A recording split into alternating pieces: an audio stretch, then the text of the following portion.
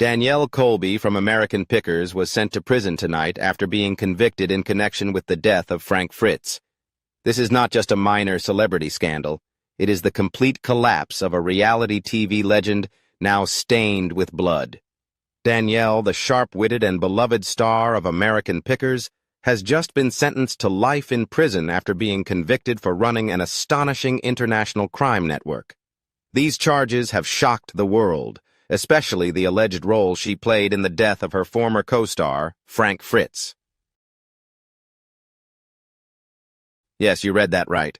What started as whispers about smuggling and fraud has exploded into a murder investigation. And now, leaked footage from inside the courtroom shows Danielle completely breaking down emotionally as the sentence was handed down. It was pure chaos. When the judge declared her fate, Danielle screamed, flipped a chair, and had to be restrained after charging toward the bench in a fit of rage. The confident, tattooed queen of vintage treasures is now a broken woman under the weight of justice. If you're curious about this story and want to explore more mysteries, leave a comment with the number 1. If not, leave a comment with the number 0. Don't forget to hit like and share this video with those around you. Leave a comment below to let us know your thoughts on this scandal. And be sure to subscribe to the channel so you don't miss the upcoming videos with thrilling investigations. Now, let's dive into the story.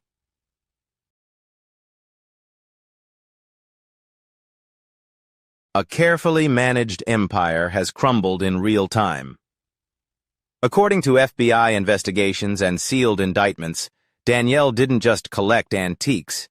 She is accused of running a sophisticated global smuggling network, trafficking stolen cultural artifacts from war zones using deep web platforms, encrypted communications, and offshore accounts. But as investigators dug deeper, they stumbled upon criminal files, messages, and digital records directly linking her to the suspicious death of Frank Fritz. A tragic event, once thought to be related to health issues, now has the potential to be reclassified as a criminal act.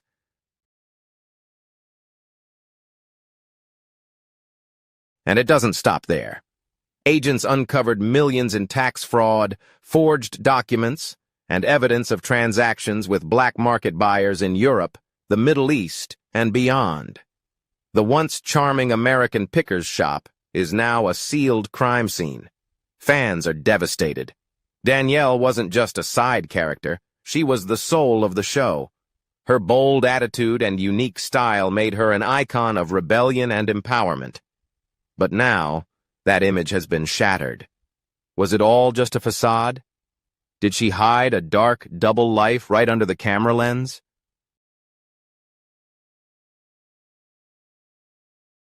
Leaked courtroom footage quickly spread, showing Danielle Colby like the world has never seen her, crying hysterically and shouting obscenities when she learned she would spend the rest of her life in prison. For millions of fans, this is a heartbreaking fall. And for the families involved, this is just the beginning of a much darker truth. But this story is far from over.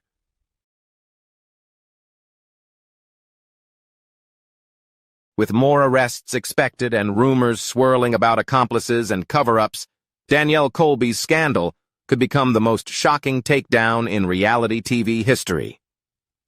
Subscribe now and stay tuned as we bring you exclusive materials, inside footage, and every disturbing development in Danielle Colby's crumbling empire.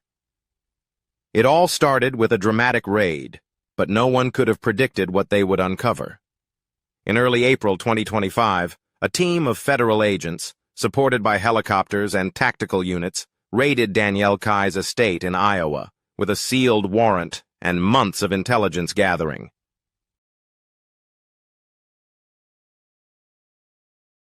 What they found inside sent shockwaves across the country and ignited a growing storm of scandal. From the outside, this place looked like a collector's paradise. But hidden within Danielle's vintage treasure trove were secret tunnels, hidden compartments, and illegal artifacts funneled out of conflict zones in the Middle East. But it wasn't just about stolen antiques. Investigators uncovered encrypted ledgers, deep web transaction logs, and encrypted messages detailing everything from artifact money laundering to tax fraud.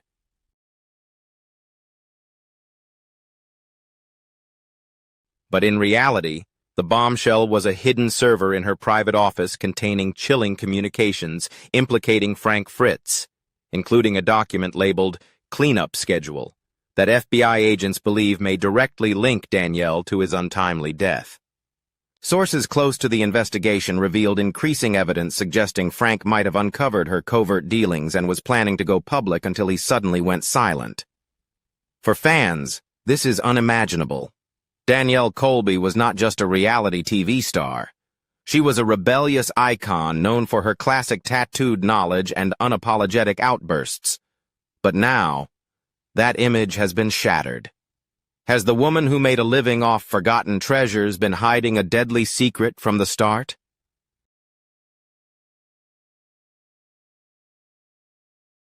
Public reaction exploded. Social media erupted with anger and confusion. TikTok theorists, Reddit detectives, and YouTube investigators all jumped into the case, each trying to piece together how the eccentric star of a beloved show ended up being accused of murder. And now, with her life sentence handed down, the internet wants answers. This is just the beginning. With the feds digging deeper, accomplices may be named, and more leaks are expected to dismantle the case against Danielle Colby, which is rapidly becoming one of the most shocking scandals in reality TV history. Stay tuned as what unfolds may shed light on the entire legacy of American Picker.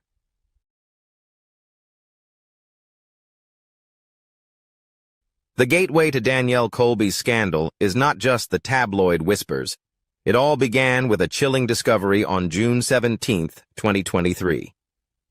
A worried neighbor in Bloomington, Indiana, contacted authorities after noticing a foul smell emanating from the residence of Professor Harold Clemens.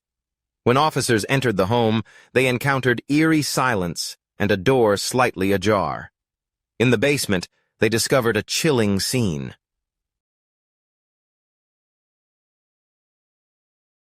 The body of Clemens, a respected Civil War historian, lay motionless, his hand clutching a tarnished silver pocket watch. At first, it appeared to be a natural death, but engraved on the watch was the inscription RK187, for honor, not glory. That message, once overlooked, would soon spark a nationwide scandal.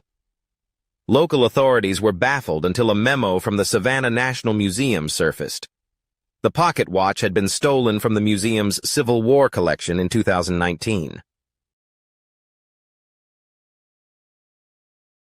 The theft had never been made public, but now the artifact was found in the grip of a deceased man, and its trail led directly to a familiar face. It didn't take long for online detectives to uncover a chilling clue from a Reddit thread claiming that Danielle Colby had been filmed holding an identical stolen artifact in an unaired episode of American Pickers. Just that claim alone sent the internet into a frenzy. Within 2 days, social media went wild.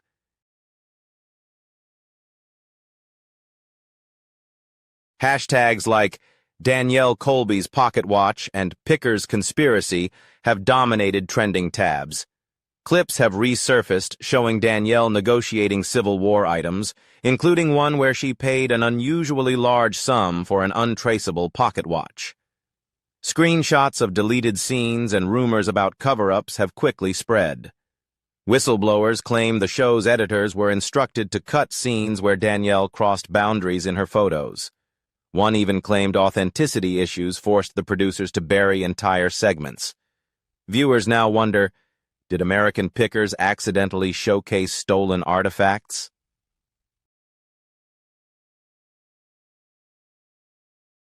Online theorists speculate that Danielle has long operated in the shadows, using her role in the show as a cover to buy and distribute rare items to private collectors. Some believe the pocket watch is just the tip of the iceberg. Others claim she was set up by a rival in the underground trade. Regardless of where public opinion goes, the FBI has seen enough. They've launched a new investigation, with Operation Rust Rail focused primarily on Danielle Colby. If you find this story fascinating and full of surprising details, don't forget to hit like, share the video, and leave your thoughts in the comments below. Be sure to subscribe to the channel so you don't miss out on other interesting videos. Now, let's continue the story.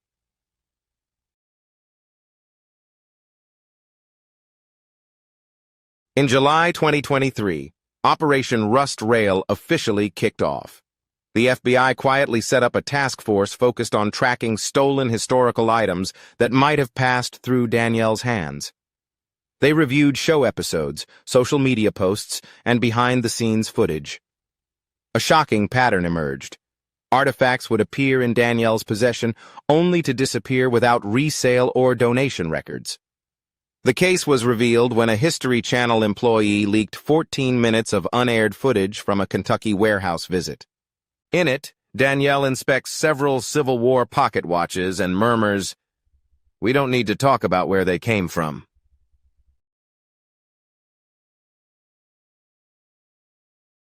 That single line shook investigators. The task force then began tracking a man named Marcus T., an associate of Danielle and her courier. They uncovered a trail of hidden warehouses, secret meetings, and bank transfers to a suspicious entity named Heritage Circuit LLC. The deeper they dug, the darker the picture became. Stolen artifacts from Syria, looted war documents from Ukraine, and even statues allegedly trafficked out of Iraq were discovered. Among these items were 3 more Civil War pocket watches, each confirmed as stolen and linked to Danielle's recent travel itinerary.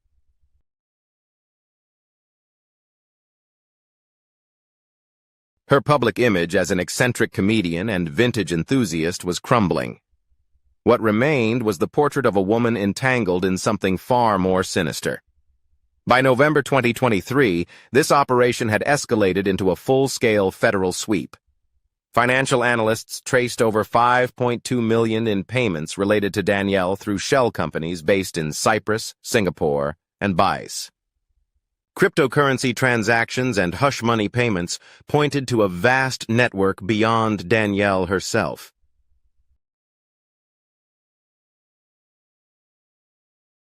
The communications uncovered from Danielle's encrypted chat logs were even more damning. She frequently used aliases like Dust Duchess and Auntie Queen 42 to message contacts about hot items and clean routes. One conversation included coordinates and a cryptic message. The past deserves to be preserved, even if the law gets in the way. The final nail in the coffin came with a ledger, a handwritten encrypted notebook seized in a Nashville raid. It contained artifact codes, destination countries, and transaction amounts. Phrases like "burn after arrival" and "unfinished ghost museum" immediately raised red flags.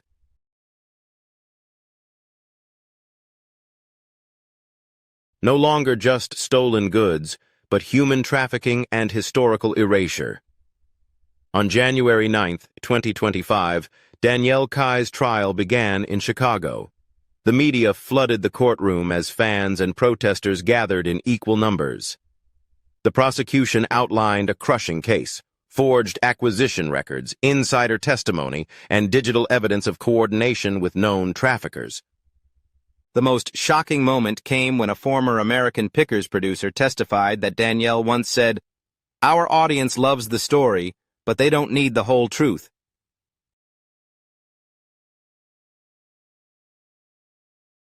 The prosecutor's argument highlighted the intent to deceive both the public and authorities. Most of the former co-stars remained silent, but Frank Fritz issued a cold, written statement. "I left that show because I knew something was wrong. I just didn't have the proof." That statement was like a hammer strike to Danielle, known for her strong independence, who maintained her calm throughout the proceedings. But when asked if she had anything to say, she stood up, looked directly at the jury, and said, "History is not just what we read, but what we choose to protect." The entire room went silent.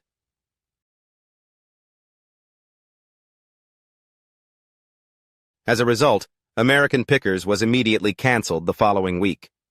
Danielle's Instagram, once filled with vintage charm, was now flooded with angry comments. Archaeological antique stores were shut down and sealed by federal agents. Collectors feared legal repercussions. Museums scrambled to verify items acquired through Danielle's connections. Auction houses pulled listings. Suddenly, the entire industry froze in fear and distrust. Online communities speculated wildly. Was Danielle the mastermind or just a pawn in a bigger conspiracy?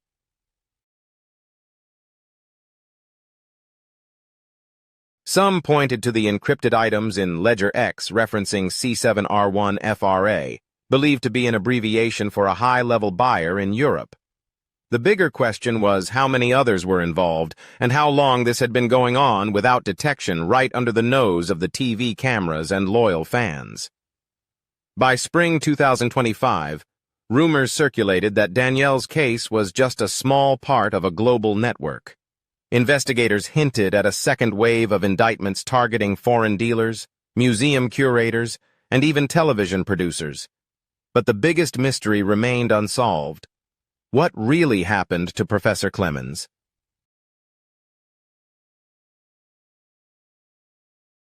Officially, his death was ruled an accident.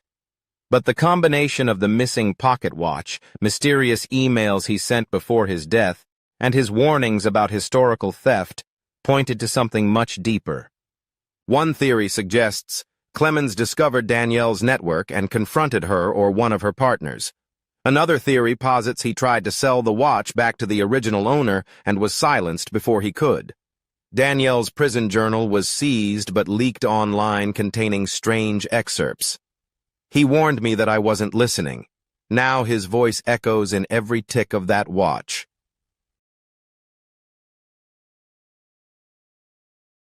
Whether a confession, a metaphor, or manipulation, no one can say for sure. Danielle Colby now lives behind bars. Inmate 88134QZ9 is cut off from the world she once thrived in. Some view her as a misunderstood preservationist who broke the rules for a greater good. Others see her as a master manipulator who exploited nostalgia to build a smuggling empire. Whether she acted alone or was a link in a larger operation, her fall has forever changed reality TV, showing how thin the line can be between passionate deception and crime, especially when history is sold. American Pickers is no more. Its once quirky and educational legacy now stands as a cautionary tale.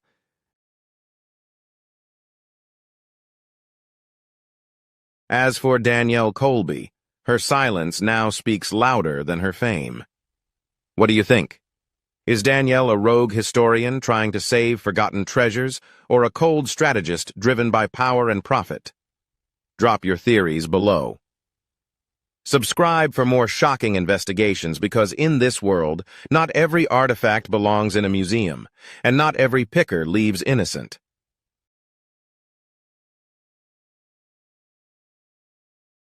If you find this story interesting and want to explore more captivating mysteries, don't forget to hit like, share this video with your friends. Leave your comment in the section below to let us know your thoughts.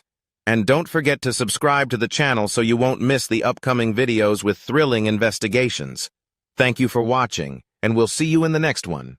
The moment the verdict was announced, the entire courtroom fell into complete silence. Danielle Colby, the woman who once captivated millions of viewers with her rebellious charm and unmistakable style on American Pickers, collapsed, her hands trembling and her eyes vacant. The razor-sharp smile was gone. The confident posture was gone. Before the cameras, there was only a person facing the final cost of a hidden truth. What drove the woman once praised as the creative soul of American reality TV into this world, this abyss, and the tears she shed that day? Were those tears of true regret or mourning for a plan left unfinished? A person once shrouded in ambiguity who became the rebellious icon of American Pickers. Don't forget to leave a comment with number 1 if you sympathize with Danielle Colby, or number 0 if you have a different opinion. Like and subscribe to the channel so you won't miss what happens next, where we will reveal all the secrets of this story.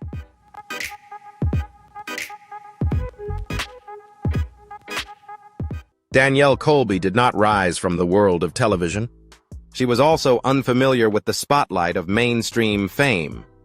Born and raised in Davenport, Iowa, a city in the Midwest, no one expected it to produce a reality TV icon with a punk and burlesque style. From a young age, Danielle displayed a rebellious spirit and a refusal to conform. Instead of pursuing an academic path, she immersed herself in street performance within independent art communities, quickly becoming a renowned burlesque dancer across the Midwest.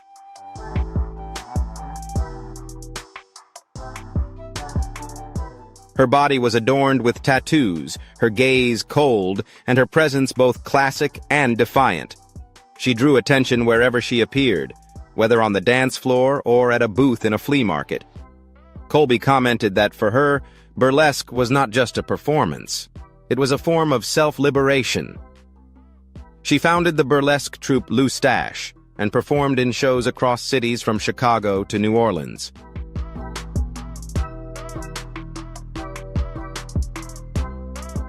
Those who knew her at the time all agreed that Danielle possessed a peculiar charm, half seductive, half defiant. However, her life took a turn in 2004 when she reconnected with an old acquaintance, Mike Wolfe. At the time, Wolfe was managing the antique archaeology industry and invited Danielle to join him as his office manager. Initially, her tasks were simple: organizing paperwork, managing schedules, and providing logistical support.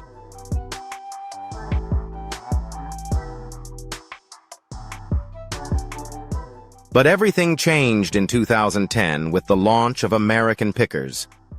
Initially, the producers focused solely on the duo of Wolfe and Frank Fritz, two men traveling across the U.S. in search of hidden treasures. Danielle appeared only briefly in each episode, introducing locations, making phone calls, and providing a foundation. However, it was her authenticity, depth, and distinctiveness that captivated viewers. In a world dominated by collectors, Danielle Shawn stood out like a brilliant shard, unblended, unafraid of judgment, and determined to be herself. Gradually, her screen time increased. Viewers no longer saw her as the secretary from Iowa, but as a decisive woman.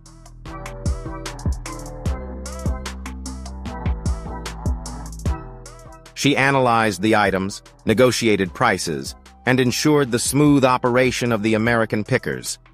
Many observers described Colby as the hidden soul of the show. While Mike set the rhythm and Frank exuded rustic charm, Danielle served as the link, infusing the art with a touch of wildness and vibrant energy. She did more than captivate TV audiences. She expanded her personal influence. Her social media platforms attracted hundreds of thousands of followers. She launched her own fashion line, designing outfits inspired by punk rock and retro music.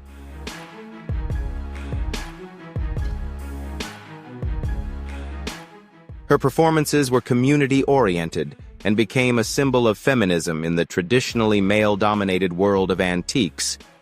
However, that very fame placed Danielle in a precarious position. As she became more well-known, she found herself caught between Mike and Frank, the two pillars of the show with opposing views and temperaments. The more frequently she appeared on screen, the more indispensable she became, and every action of hers was scrutinized more closely. As her personal brand grew, Colby increasingly relied on the public's expectations of her image: authentic, strong, unique, yet controlled. In an undeniable reality, Danielle possessed a deep understanding of the mechanics of reality television. She knew when to speak, when to stay silent, when to smile, and when to hold back to create a stage effect. She was calculated and sharp.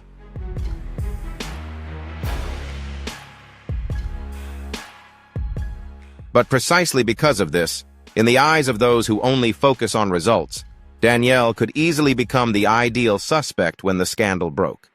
Especially when Frank Fritz, a close friend of hers, met with an untimely death. leaving behind journal entries that led to negative judgments of her. Danielle started as an invisible figure behind the scenes of the reality TV show. Yet through her personality and intellect, she transformed herself into the focal point of the show. A woman rising from the wings to center stage, from a supporting role to an icon. But as television history has shown, the cost of fame can be an unpredictable and swift downfall.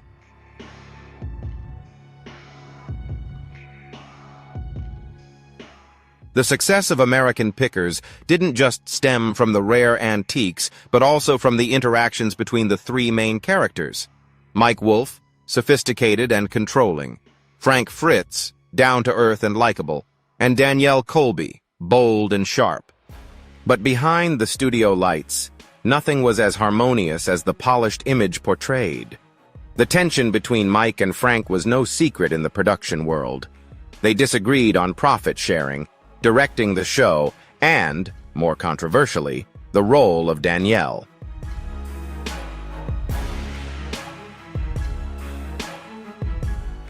A former editor at History Channel from 2016 to 2019 revealed that during several internal meetings, Mike expressed his dissatisfaction with Danielle's increased screen presence.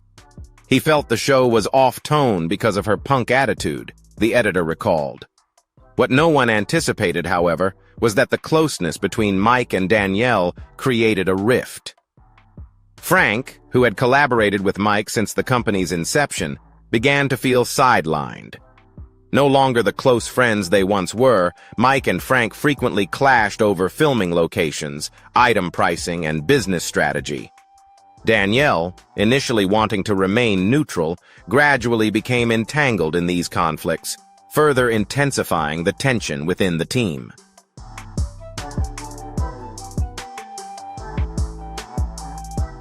Amidst the storm of conflict, the crew members described the arguments escalating beyond just the appraisal of antiques into a power struggle among the three. By the end of 2019, Frank officially left the show citing health reasons. However, those in the industry understood that the split was anything but friendly. In an interview with Antique Monthly, Frank wrote, "I no longer feel trusted. Everything is happening behind my back."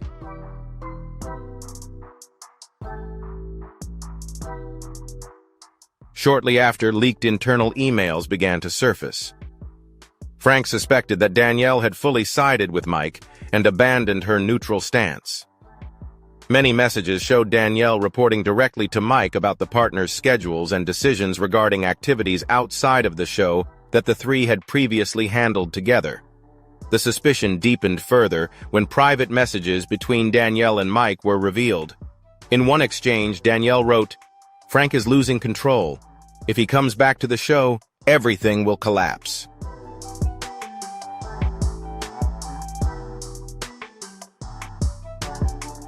The message appeared just weeks before Frank officially withdrew. Although Danielle insisted it was merely a momentary outburst, the consequences were far more severe. The situation continued to escalate. When Frank's personal journal surfaced after the scandal, he wrote, "I no longer trust Danielle. She always smiles, but I feel like I'm being watched. I know they're plotting to get rid of me."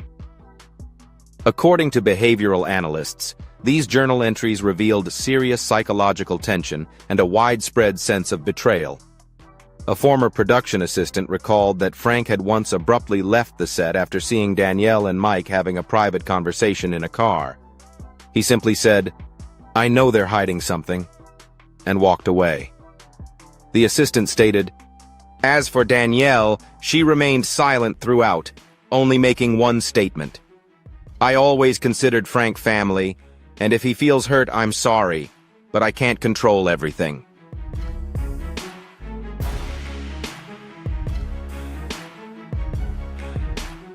However, control had become increasingly important.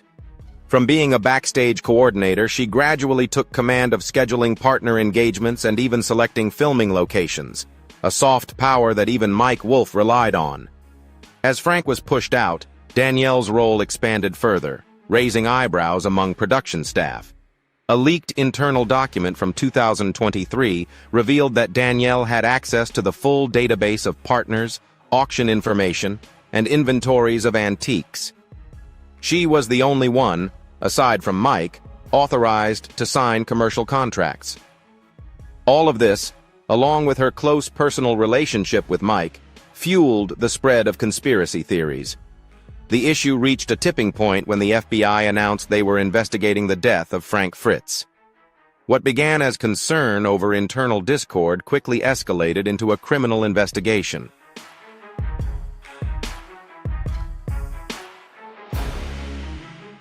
U.S. media began to scrutinize every detail. Danielle's unexplained absence during private business trips with Mike to Puerto Rico, where she had purchased a property worth over $400,000 almost immediately, raised questions about her relationships and motivations. After receiving a transfer from Mike's shell company through the program's intermediary, Danielle Colby was thrust into the spotlight of suspicion. News reports no longer referred to her as an inspiration, but as the most dangerous woman in American reality television. Public opinion became polarized. Some viewed her as a scapegoat, while others believed she held the darkest secrets of the show. A question soon arose. Was Danielle's fame the result of personal talent, or was it the outcome of strategically consolidating power and eliminating rivals?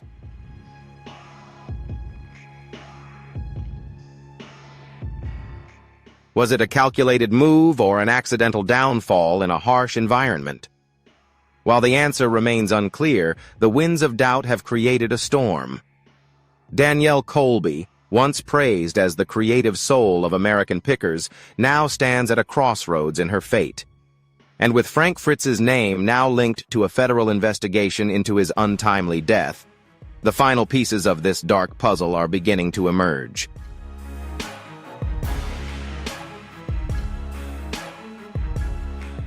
On September 30th, 2024, the news of Frank Fritz's passing at the age of 60 spread across social media and morning news programs.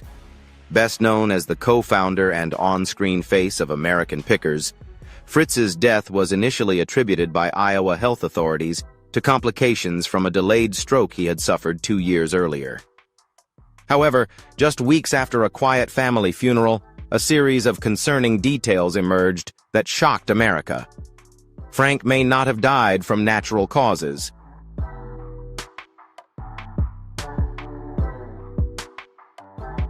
The matter began when FBI agents arrived unannounced at the hospital where Fritz had been treated. Internal federal sources indicated they had received anonymous tips suggesting unusual interventions in Frank's care during his final months. The allegations included changes to his treatment regimen, incorrect medication dosages, and phone calls recorded between close associates, including Danielle Colby, that did not match the hospital records.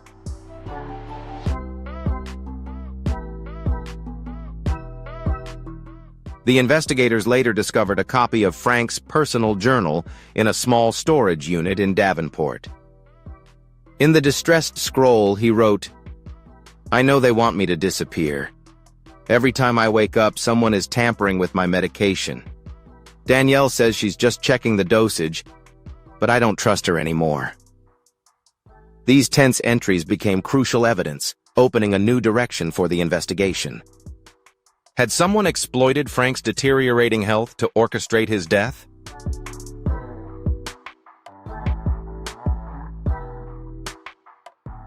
The case took another turn with a blurry security camera footage from Frank's neighborhood.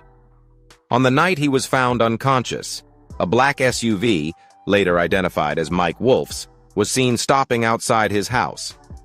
Although the image was blurry, the FBI's facial recognition software returned a 74% match with Danielle Colby sitting in the passenger seat. Her phone was placed nearby between 8:30 and 10:15 p.m., right around the time Frank lost contact with his neighbor. But perhaps most damning were the text messages obtained from the telecom backup server under federal order. In one exchange, Danielle texted Mike, "Now he's alone. No one is scheduled to check on him until tomorrow. The window is closed." Mike replied, "Handled. Delete this topic." The timestamp on the exchange was 9:47 p.m., less than an hour before a neighbor discovered Frank unconscious in his home.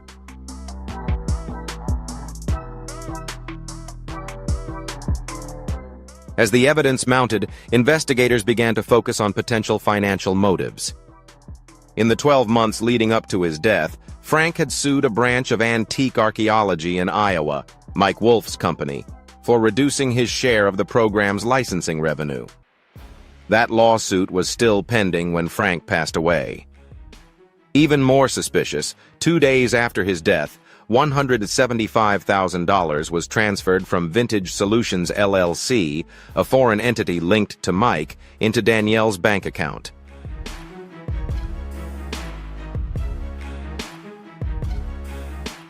The FBI quickly subpoenaed Danielle Colby as a material witness in their murder investigation. Tabloid headlines swiftly reported, "Danielle Colby, from muse to murder accomplice." And Frank Fritz's death was no accident. She knew the reason. Why? Even many of her former supporters began asking why she remained silent, why there were no public statements, and why she seemed to be present at every crossroads of evidence and motive.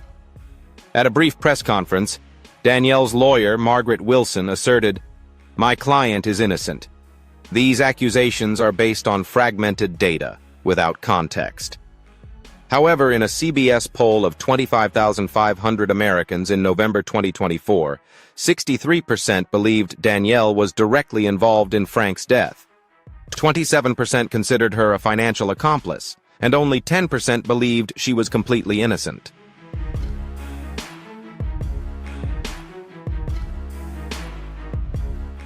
Subsequent financial forensic reports revealed that Danielle had authority to sign off on at least 3 major production contracts, including a $2 million deal. A $3 million licensing agreement came shortly after Frank left the show. Tax records also showed her personal spending spiked dramatically from mid-2022 to early 2024, including real estate, collectible cars, and expenses for her own side projects. By this point, the case had transcended a mere reality TV scandal.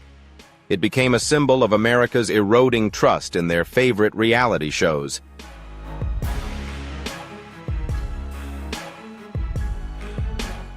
Frank Fritz, long beloved as the honest picker, now found himself at the center of a suspected murder conspiracy.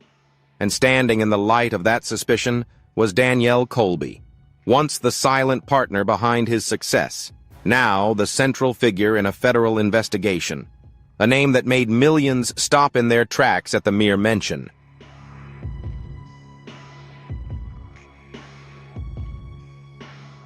On January 17, 2025, the federal court in Des Moines, Iowa, officially convened the trial of Danielle Colby in what was described as the biggest reality TV explosion of the decade. Every seat in the courtroom was filled from early morning. Media outlets ranging from CNN and the New York Times to TMZ and YouTube channels focused on pop culture were present. Hundreds of fans, some of whom had once idolized Colby, gathered outside the courthouse holding signs. Some prayed for justice, while others carried the slogan, "She knows."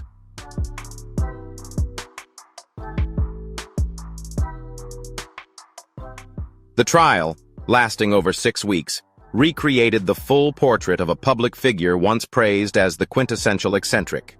However, it was this very eccentricity that prosecutors argued was a carefully constructed mask to conceal a calculated intention. In his opening statement, U.S. Attorney Bradley Harris, a federal prosecutor with a history of handling major media fraud cases, wasted no time. Danielle Colby is not the murderer, but she opened the door for crime to enter. Evidence was revealed in stages, each disclosure further damaging Colby's public image. First were 218 text messages between her and Mike Wolf obtained from a telecommunications server. Among them was a chilling message, "Now he's alone," along with exchanges coordinating medication monitoring schedules and reporting on Frank's condition.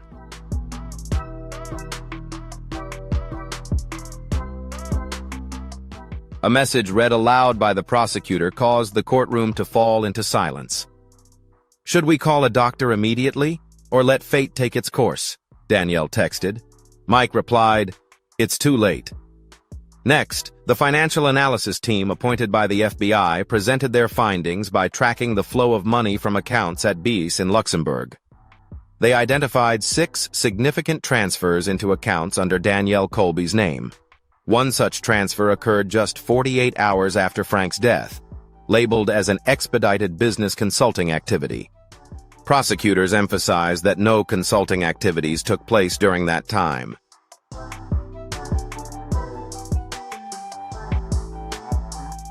Witnesses testified one after another.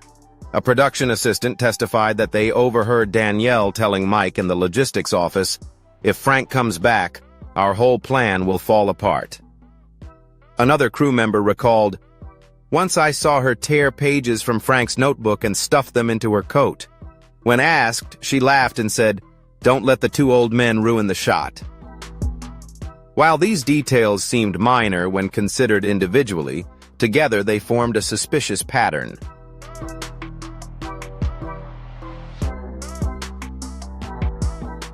Danielle's defense attorney, Margaret Wilson, launched a strong rebuttal.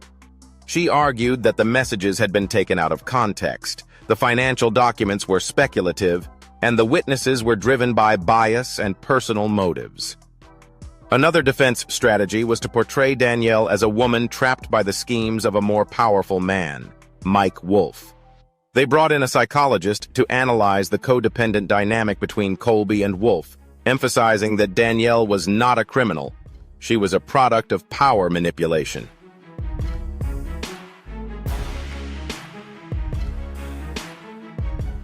However, the prosecution quickly brought up previously unreleased footage showing a heated argument between Danielle and Mike in an office in February 2022. Although the sound was somewhat faint, Danielle's words were clear. "I can't clean up this mess. If you keep going, I'm out. We're done with you." This evidence, though not explosive, played a crucial role as the final piece in establishing complicity. A terrible secret has just been revealed. If you want to uncover more shocking details of this story, don't forget to like and subscribe to the channel so you won't miss any new updates.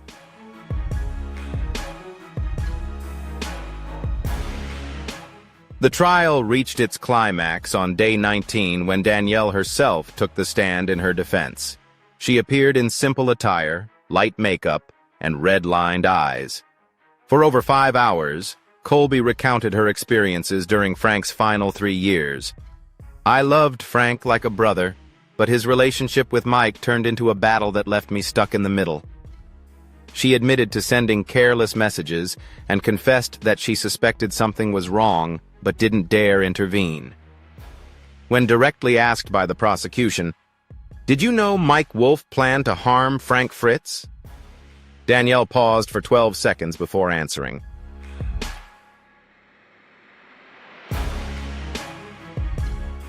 A message read aloud by the prosecutor caused the courtroom to fall silent. "Should we call a doctor immediately or let fate take its course?" Danielle texted. Mike replied, "It's too late." Next, the financial analysis team appointed by the FBI presented their findings by tracking the flow of money from accounts at BIS in Luxembourg. They identified 6 significant transfers into accounts under Danielle Colby's name. One such transfer occurred just 48 hours after Frank's death, labeled as an expedited business consulting activity. Prosecutors emphasized that no consulting activities took place during that time.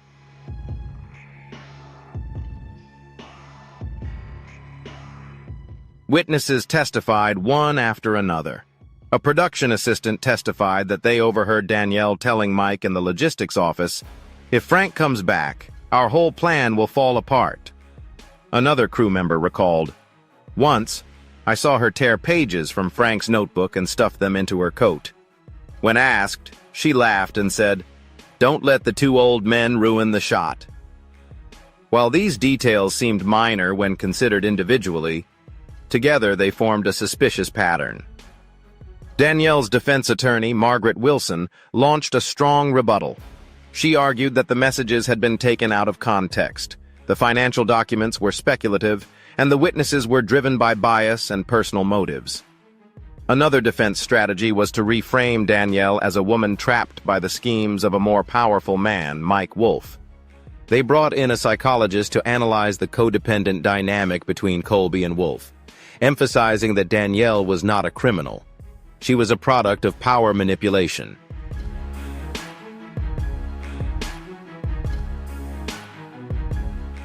However, the prosecution quickly pointed to previously unreleased footage showing a heated argument between Danielle and Mike in an office in February 2022. Though the audio was faint, Danielle's words were clear. "I can't clean up this mess. If you keep going, I'm out. We're done with you." This evidence, while not explosive, served as the final piece in establishing complicity. The trial reached its climax on day 19 when Danielle took the stand in her own defense.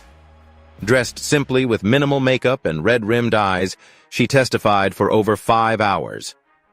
Colby recounted her experiences during Frank's final 3 years.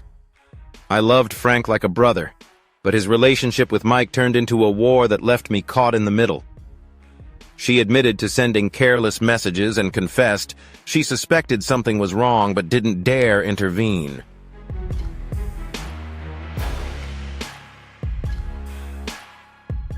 The court sentenced Danielle Colby to 18 years in federal prison with no parole for the first 12 years.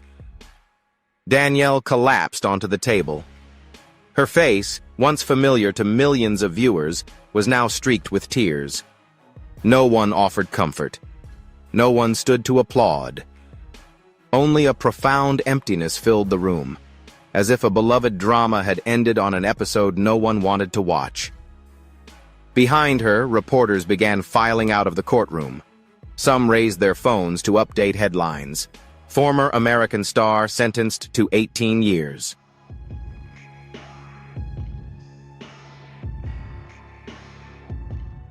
Outside the courthouse gates, the crowd no longer held signs. They simply stared at the iron doors through which an icon had entered and would never emerge unchanged. The 18-year prison sentence, handed down on March 3, 2025, marked not only the end of Danielle Colby's television career, but also served as a catalyst for the wholesale collapse of the entire media ecosystem and brands that once revolved around her. Like a structure built on a fragile foundation, when the cornerstone was removed, everything imploded with dizzying speed.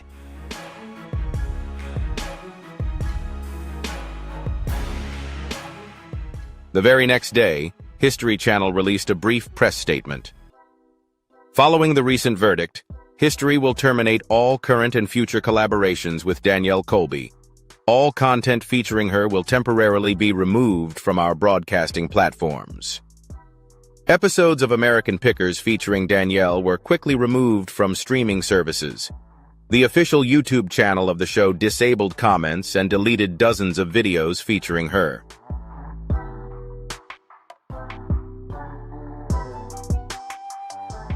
The vintage fashion line, the Kohl's Rust Revival, founded by her, immediately shut down its online store and announced refunds for all undelivered orders. Scheduled burlesque performances in New Orleans, Austin, and San Diego were all canceled, leading to estimated losses exceeding $300,000. On social media, Danielle's Instagram account, once followed by over 420,000 people, went completely silent. Her previous posts about life philosophy, creative freedom, and feminism were flooded with hundreds of thousands of critical comments. The online community became deeply polarized.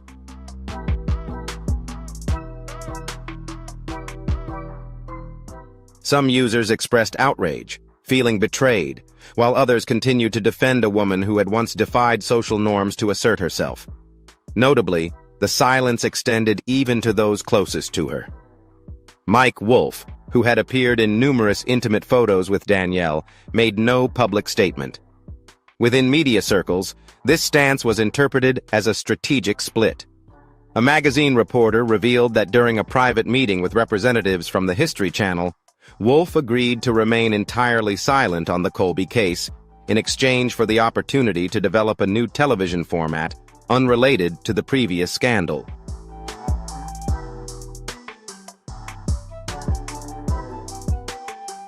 Frank Fritz has since passed away and has been honored as a martyr. Fan groups across Reddit, Facebook, and TikTok organized Frank Day, a memorial event for a figure they believed had been abandoned, forgotten, and ultimately driven to his death. A GoFundMe campaign titled Justice for Frank quickly raised over $1 million, $2 million within 3 weeks. The funds were directed toward organizations supporting victims of manipulation and psychological abuse. Throughout the trial and subsequent sentencing, Danielle made no public statements beyond her courtroom testimony. However, according to a close source, Colby wrote a handwritten letter to her daughter, which included the line, "I once believed I was strong because I lived my truth, but now I see that living truthfully without accountability is just a false kind of freedom."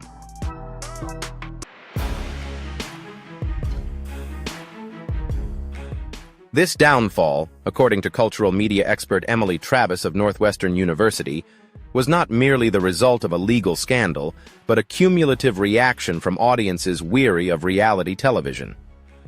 "We are entering the post-truth era," Travis wrote in an analysis for The Atlantic. "When viewers can no longer distinguish performance from reality, any scandal can become the tipping point." Indeed, the Danielle Colby case acted as a domino effect, triggering a wave of behind-the-scenes investigations that followed.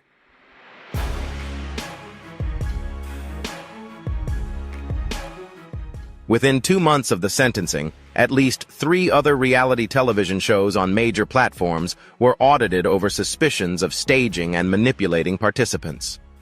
The Federal Communications Commission, FCC, even introduced a new regulatory framework for unscripted programming, requiring transparent reporting of participant payments for pre-arranged scenarios and the authenticity of depicted narratives. In the artifact-collecting community, the Colby-Fritz-Wolf scandal became the dominant topic at nearly every major convention that year. Authenticity.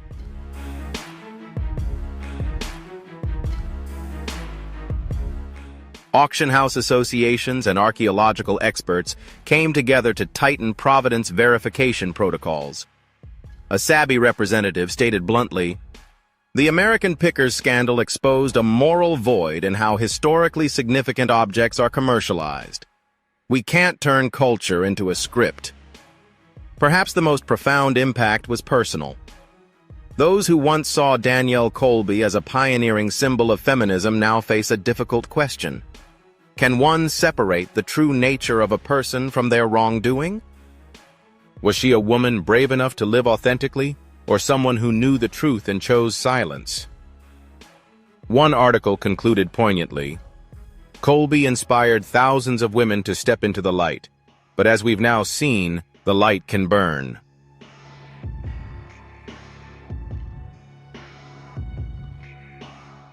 With the verdict in place, Danielle has been banned from appearing on television, leading businesses, or performing artistically for at least the next decade.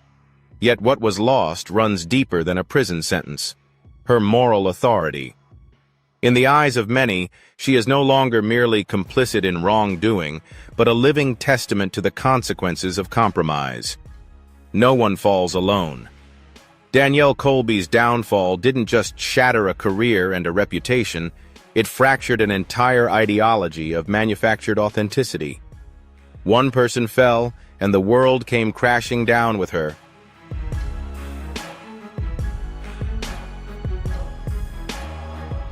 Danielle Colby's downfall is not merely the tragedy of an individual or a single television show. It stands as a clear marker that the era of reality television has reached its end. For the past 2 decades, from singing and cooking competitions to docu-style portrayals of everyday life, reality TV has symbolized an age in which audiences craved real people and genuine experiences over the polished fictions of cinema. But the Danielle Fritz-Wolf case revealed a different truth: that reality was often fabricated, manipulated, and at times indistinguishable from a political drama riddled with behind-the-scenes scheming.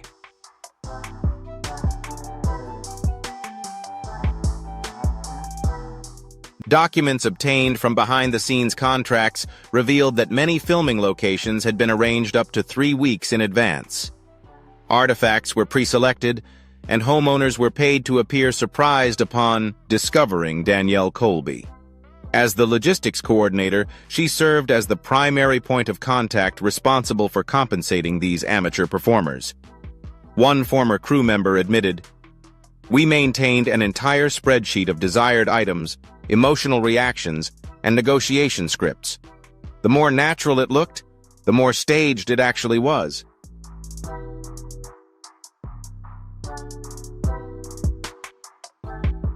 It seems like it worked even better.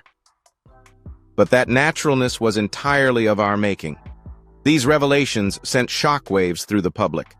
Viewers not only lost trust in American pickers, but began to question the entire reality television industry.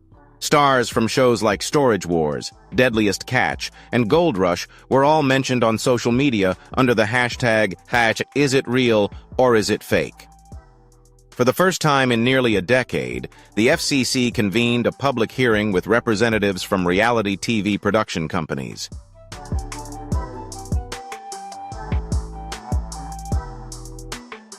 The issue of transparency in unscripted content and the responsibility of producers to the public became a hot-button topic.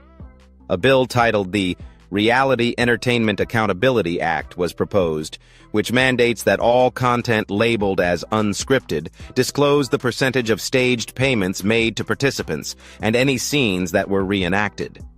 While the bill is still under debate, it has sparked strong reactions from both lawmakers and content producers. Meanwhile, streaming platforms were forced to adjust. Netflix removed more than 25 reality TV shows within 3 months of the Danielle scandal and added a disclaimer: some scenes may have been staged for entertainment purposes. YouTube, which hosts thousands of clips from American pickers, adjusted its algorithm to lower the prioritization of videos tagged as authentic discovery to prevent viewers from being misled.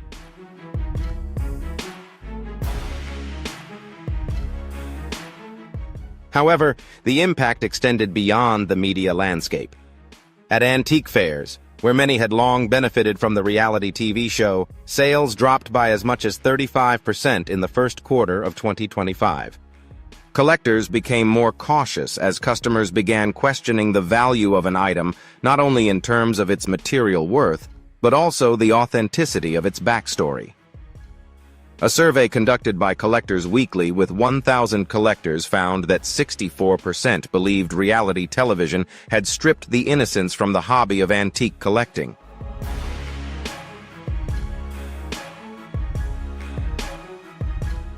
On social media, where celebrities from reality TV shows were once lauded, a wave of skepticism now took hold. A widely shared tweet read, "We used to think they were storytellers, but they were just directors without a remote control." Notably, this wave of doubt didn't just affect the big names. It also impacted smaller creators on TikTok, YouTube, and Instagram, who also produced clips blending fact and fiction.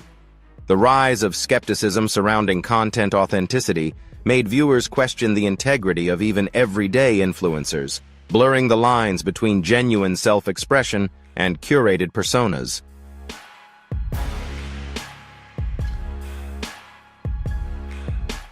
The Danielle case acted as a wake-up call. Audiences had changed. They no longer accepted staged reality as a given. Media studies departments at prestigious universities like Stanford, NYU, and UCLA quickly incorporated the Danielle case into their curricula. The topic of how authenticity had become a tool for manipulation garnered significant attention, especially in the context of reality television.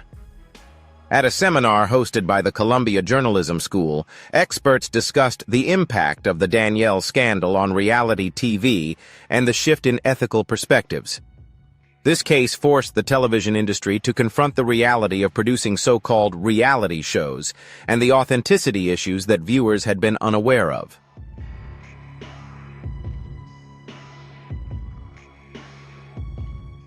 Scholars concluded, the Colby scandal is the Watergate of reality television. It forced the industry to reassess itself, not to eliminate reality TV, but to restore the transparency it should have always upheld. In some ways, it seemed like an isolated trial had caused consequences akin to a storm sweeping through audiences, producers, platforms, and academic institutions. Danielle Colby's downfall was not just the result of personal mistakes. It symbolized a system that had gone unchecked for far too long. And the bitter irony, tragically, was that by the time this reckoning came, it was too late to fix it.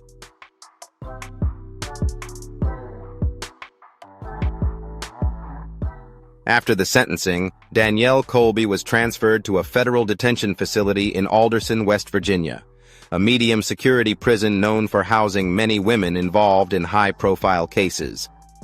Stripped of her cameras and staged as though in actual footage, Danielle now existed solely as an inmate. She began her sentence with no less than 12 years to serve. Internal reports indicated that she maintained a reserved attitude, avoiding community activities and steering clear of heated discussions in the dining hall or gymnasium.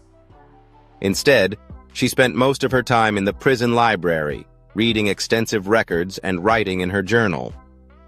A nameless library manager observed, "KBY often borrows works on business ethics, behavioral psychology, and memoirs of social activists. It seems like she's trying to understand what really happened, not just in relation to Frank, but also to herself."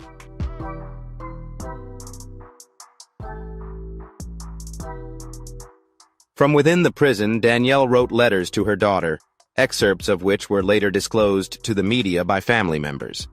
In these letters, she did not beg for forgiveness, deny her wrongdoing, or offer excuses. She simply wrote, "Remember that I was once an inspiration, but also a source of disappointment. Both can coexist in one person. I am not a demon. I am human."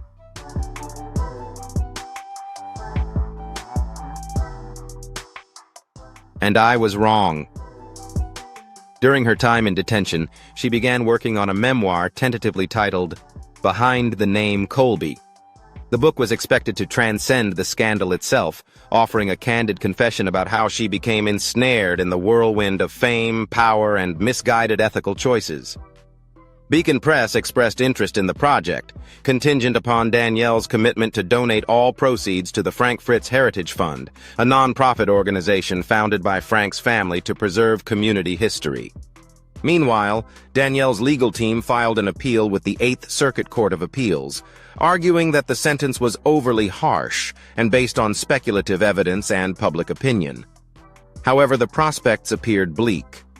A legal expert from the University of Chicago remarked, "Federal appeals are rarely successful unless there is significant procedural error. In Colby's case, everything was carried out correctly. There is no basis to overturn the sentence."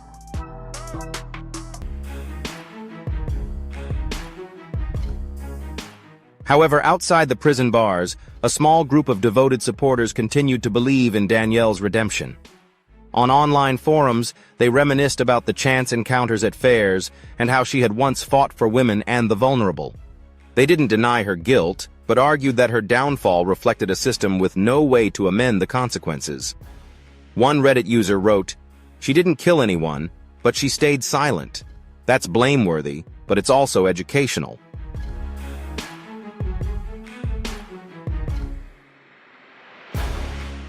The overarching question remains whether Danielle deserves a second chance. Can society embrace someone once beloved but now convicted? The annals of show business are rife with tales of redemption and those whose names vanished post-scandal. For Colby, such a future is still too distant to discern. The only certainty now is that she is living and rewriting herself, hoping one day to be remembered not just for her conviction, but for the insights she gained from it.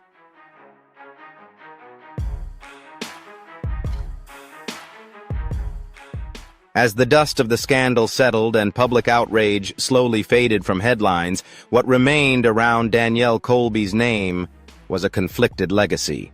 Some branded her a betrayer of trust, while others still saw her as an icon, though no longer the symbol of feminist rebellion she once was. A cautionary tale that fame built on evasion and silence crumbles faster than anything else.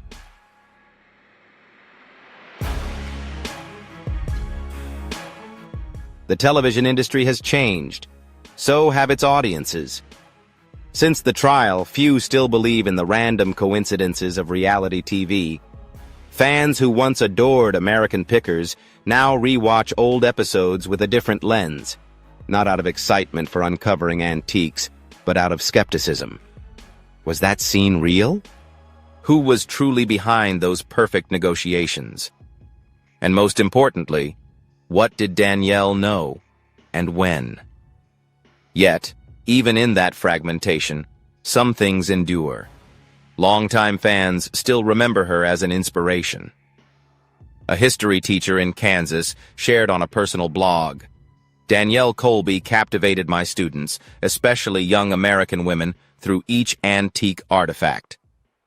The scandal was a shock, but it didn't erase the positive impact she once had.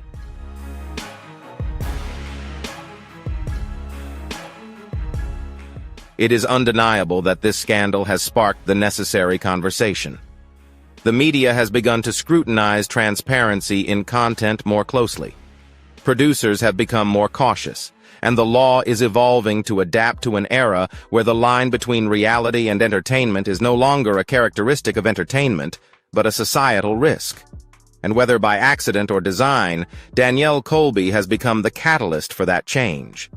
A symbol of collapse, yet also a historical milestone for reality television.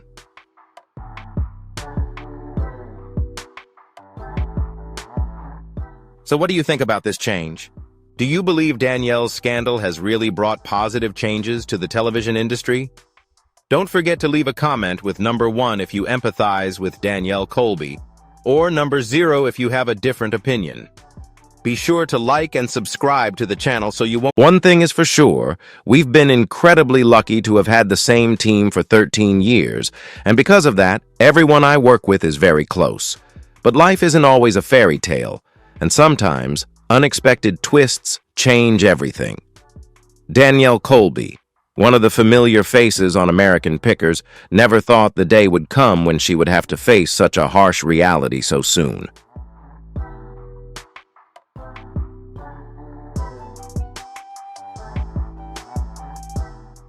Danielle Colby's life was changed forever the moment Mike Wolfe was convicted of the murder of Frank Fritz, the office manager of American Picker, known for his tattoos, classic style, and rebellious attitude.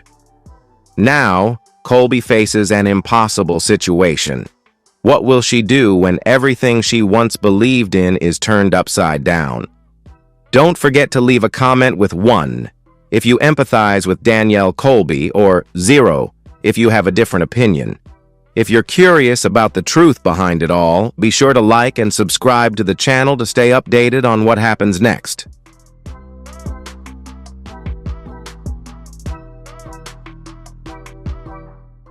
Initially appearing as a reluctant witness for the prosecution, Colby had tried to maintain a neutral stance throughout the investigation. However, shocking new evidence has placed her at the center of the controversy, which continues to shake the world of antique collecting. Federal investigators announced yesterday that they are expanding their investigation to include Colby after discovering a series of encrypted text messages between her and Wolfe in the days surrounding Fritz's death. These messages, recovered from a backup server, paint a disturbing picture of Colby possibly knowing about the events leading up to the murder, although she has not been charged with any offenses.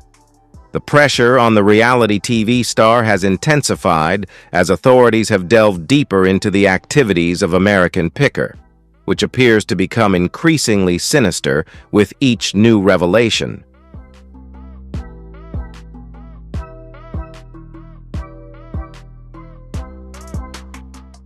Colby had initially received support from fans due to her emotional testimony during Wolfe's trial, where she seemed to tremble as she described changes in his behavior. "I noticed Mike had become obsessed with being the sole face of American Pickers," she testified through tears. When I asked him about reconciling with Frank, he became defensive and angry. Her testimony was deemed crucial in securing Wolf's sentence, showing his growing control and paranoia about Fritz returning to television.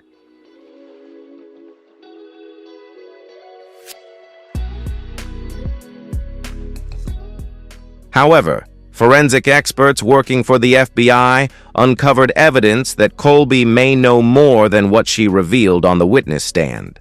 According to court documents released this morning, Colby exchanged over 200 messages with Wolf in the week before Fritz died, including some discussing Fritz's medication schedule and when he would be alone at his home. One particularly damning message.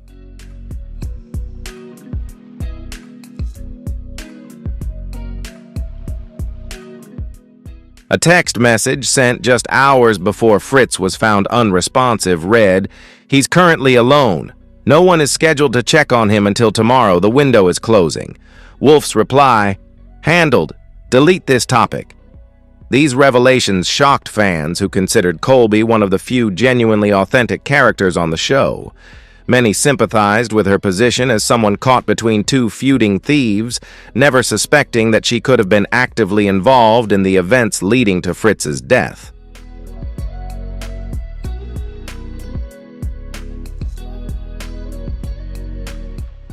Colby's lawyer, Margaret Wilson, issued a brief statement this morning denying any wrongdoing.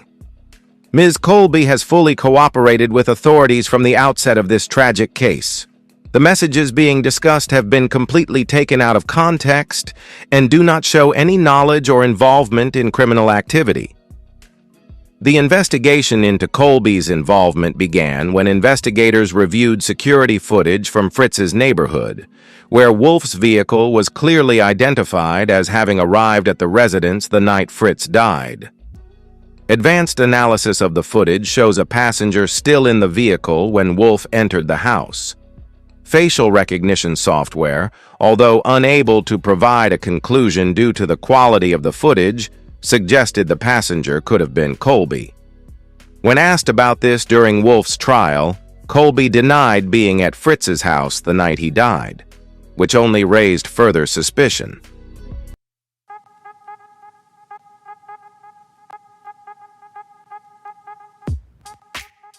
Financial records show that Colby received a $175,000 transfer from one of Wolf's shell companies 2 days after Fritz's death. The transfer was labeled as business consulting fees, but investigators found no evidence of any legitimate consulting work. Additionally, Colby purchased a property in Puerto Rico, where she began spending increasing amounts of time just weeks after this payment. Prosecutors are investigating whether this could be a payment for her silence.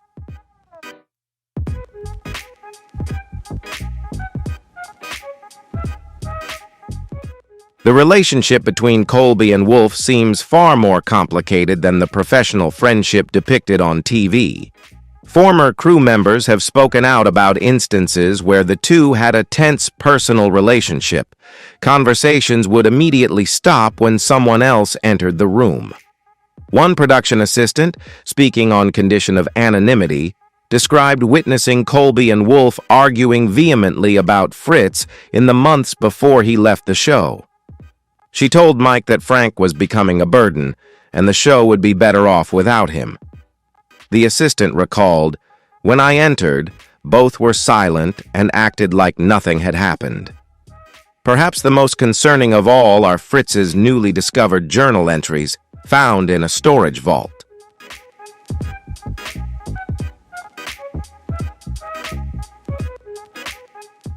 The unit that he maintained separate from his primary residence is mentioned in entries dated just weeks before his death. Fritz expressed increasing paranoia about both Wolf and Colby. "D and M are always whispering when I'm near," he wrote. "I've caught them looking through my prescription more than once, and they claim they're just making sure I'm taking the right medication. Something's wrong. I don't trust either of them anymore." This diary contradicts Colby's statements in Wolf's trial, where she claimed Fritz fully trusted her and often confided in her about his deteriorating relationship with Wolf.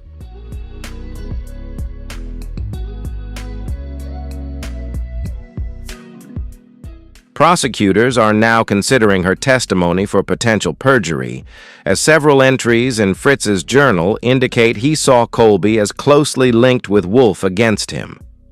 History Channel, still reeling from the scandal surrounding Wolf's sentence, issued a statement distancing itself from Colby amidst these troubling allegations. "We have suspended all professional relationships with Ms. Colby until the investigation results are finalized. The channel remains committed to cooperating fully with authorities as they continue to uncover the full truth surrounding these tragic events."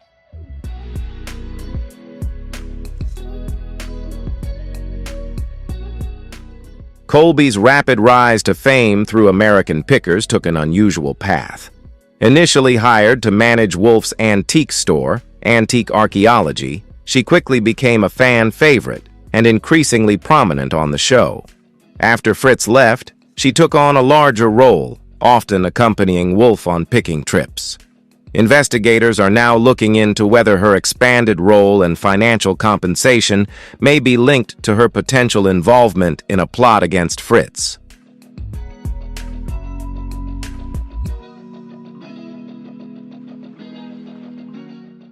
Colby's former friends have expressed shock at the allegations. "This is not the Danielle I thought I knew," Aaron Murphy, who worked with Colby at Antique Archaeology for many years, said. But looking back, there were times when she and Mike were deeply focused on private conversations, and she became increasingly secretive about certain aspects of the business. It was like there were parts of her life that she kept completely separate. Colby's public image has always been that of an independent, strong woman who maintained her own identity while working in the male-dominated world of antique collecting. She balanced her role on American Pickers with designing burlesque dance costumes and other creative ventures. This multifaceted personality made her relatable to fans who saw her as herself in an industry often criticized for being overly dramatized.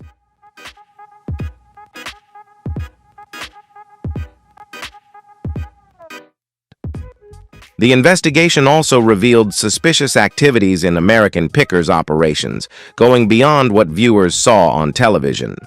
Television financial records show that Colby managed several offshore accounts, in which profits from special items of high value were likely redirected to avoid taxes. These accounts were set up under shell companies like Vintage Solutions LLC and Rusty Gold Enterprises, which received millions of dollars in deposits over the years, with withdrawals often coinciding with large purchases made by both Colby and Wolf. Forensic accountants working with the FBI traced approximately $3.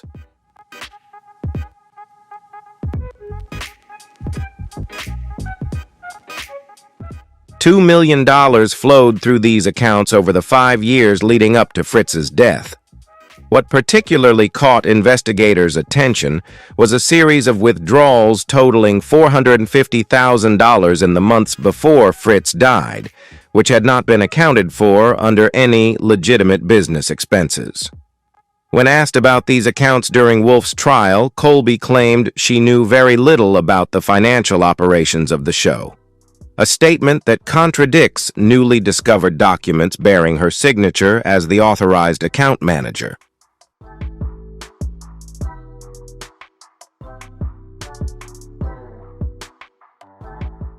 Legal experts following the case suggest Colby could face charges ranging from complicity to murder, obstruction of justice, and financial crimes, depending on what the expanded investigation reveals. Former federal prosecutor James Harrington, who has closely followed the case, noted that the text messages alone posed a serious legal risk for Colby. If prosecutors can prove she knew what Wolf was planning and provided any support or failed to report it, she could face significant prison time.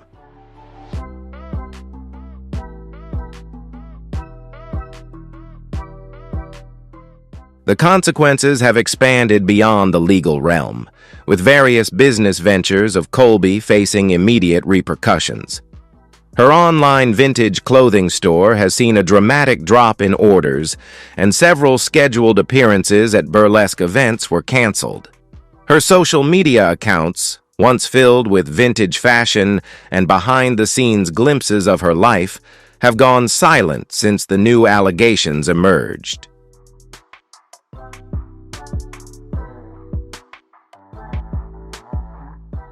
Perhaps most notably is Wolf's reaction to the expanded investigation to include Colby. When informed during a prison interview that she was now under close surveillance, witnesses described him smiling for the first time since his conviction. At that point, he is said to have remarked, "She knows everything. Ask her about the storage in Davenport. Ask her what we found in Frank's journal." Prison officials ended the interview at that time.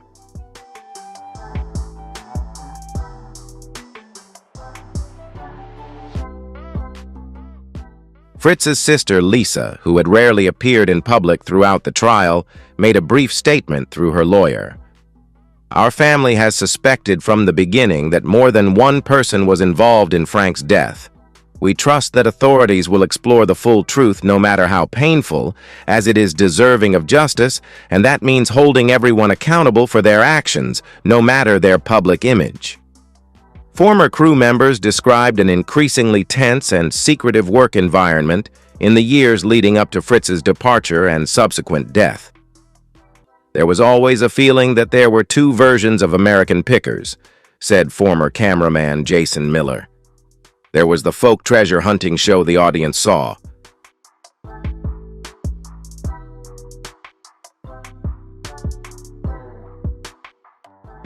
And then there were all the other activities happening behind the scenes. Danielle was always at the center of that second world, managing information and controlling who had access to Mike." Miller described witnessing Colby delete pages from Fritz's personal notebook when he left it unattended during filming, an incident that at the time he didn't think much about, but now sees in a more sinister light. She claimed she was only monitoring the items he was interested in to prevent them from bidding against each other, but he was truly frustrated when he noticed missing pages.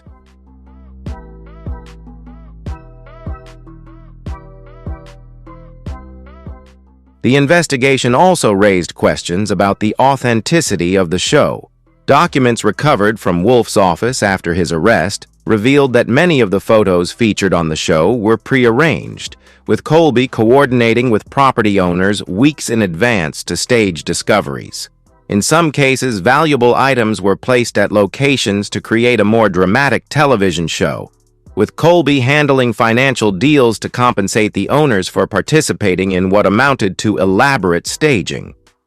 While such activities are not uncommon in reality TV, they contradict the spontaneous, authentic image American Pickers had cultivated throughout its airing.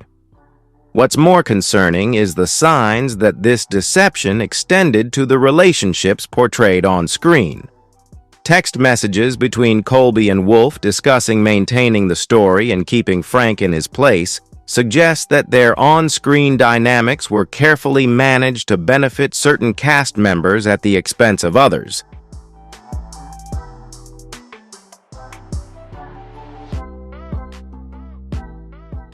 The small cemetery outside Iowa had never seen so many cars parked along its narrow gravel roads. A TV crew, antique collectors, and curious onlookers gathered behind hastily erected barriers as a group of experts prepared to open the granite tomb of Frank Fritz, the beloved American star who passed away a year ago. What was supposed to be a simple relocation due to local land development requests had become a media spectacle, but no one could predict what awaited inside. Discoveries that would send shockwaves through the antique world and beyond.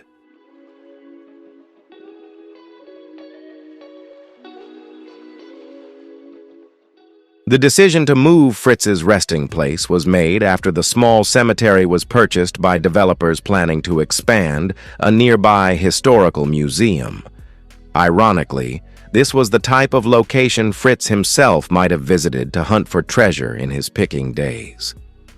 Fritz's family reluctantly agreed to the relocation due to their request for privacy during what they expected to be a simple transfer to a more permanent site in a larger memorial garden 20 meters away. However, when information about the planned move leaked to local media, interest exploded beyond anyone's expectations.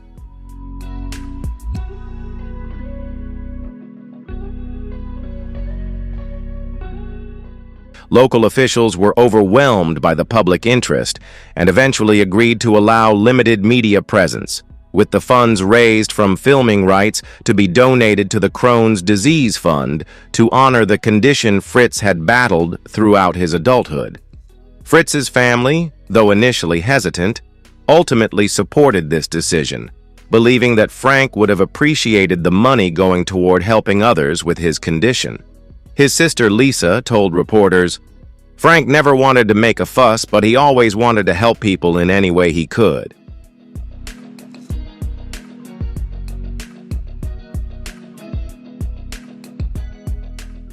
On the day of the relocation, the sky was clear and cool, and cemetery workers had prepared the site the day before, clearing the way for equipment and setting up barriers to allow experts to work without interference. Dr. Eleanor Chambers, a respected archaeological conservator with experience handling historical artifacts, was brought in to oversee the process. Her expertise with delicate historical items made her the perfect person to oversee this work.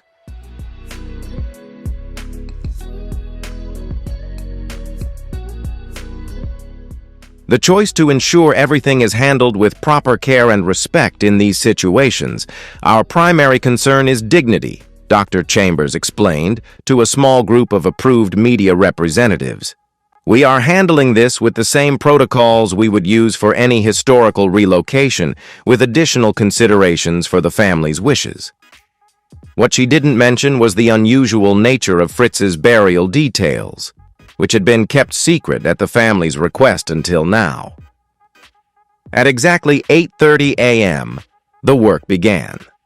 The top granite part of the tomb was carefully lifted by a small crane, revealing not a traditional coffin, but a specially designed preservation chamber according to Mike Wolfe, Fritz's longtime companion, who watched from a respectful distance.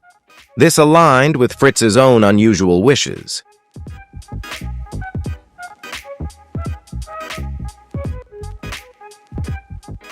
Frank had always joked that when he passed, he wanted to be surrounded by his favorite photos.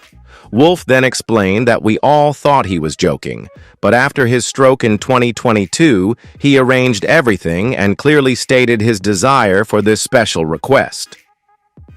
The chamber was designed to preserve both him and some of his most valuable finds. When the conservation team opened the sealed chamber inside, the sound of heavy breathing echoed across the quiet cemetery. Inside Fritz's coffin, in specially designed compartments, was one of the most notable private Americana collections ever assembled.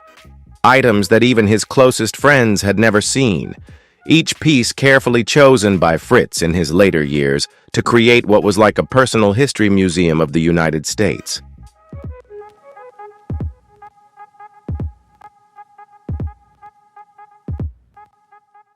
Chambers, though experienced with historical artifacts, seemed visibly moved. "In my 20 years of conservation work, I've never seen anything like this," she told the assembled press. "This isn't just a collection, it's a very personal history." The standout item placed near Fritz's head was an original 1934 Indian motorcycle, with its original paint and documents related to its first owner, a Midwestern mailman who used it on rural routes. Fritz discovered the motorcycle hidden in a barn in Iowa in 2019, but had never publicly revealed it.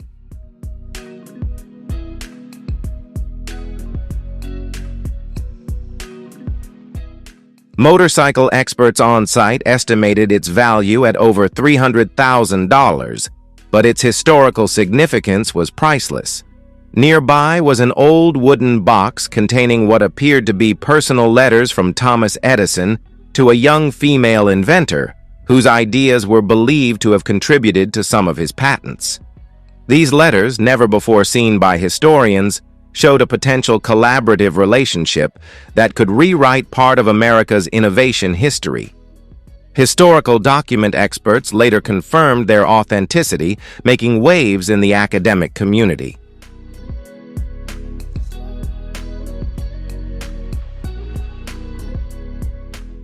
Perhaps most touching was the handmade toy car collection, each bearing the name of a child from Iowa Children's Hospital, where Fritz had quietly volunteered in his later years. According to hospital staff, Fritz later taught a workshop for young patients, helping them create miniature versions of classic cars as part of their therapy. He kept one car for each child who participated, a private reminder of the connections he formed away from the cameras.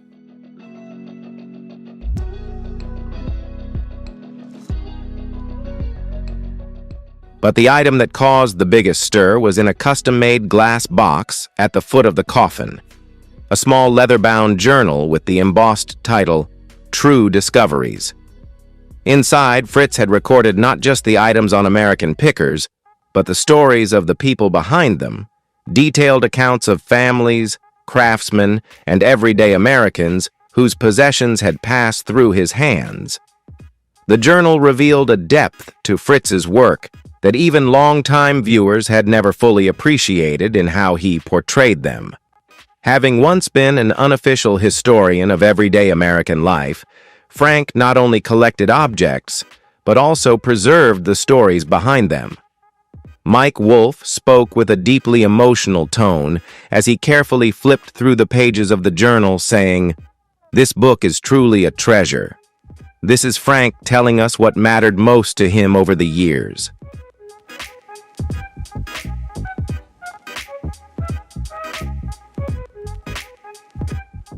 As news of the discoveries spread beyond the cemetery, social media exploded with reactions. Trending hashtags reflected both astonishment at the collection and a deeper appreciation for the man himself. Antique collector groups organized memorial events for the treasure hunt, with proceeds going to historical preservation societies. History Channel announced a special documentary, The Final Collection of Fritz, with Wolfe as the host and narrator. Perhaps most importantly, several major museums expressed interest in displaying the collection as a unified whole. The Smithsonian Institution proposed a traveling exhibition called American Picker, the personal collection of Frank Fritz, which would tour the small towns and rural communities Fritz had visited throughout his career as a picker.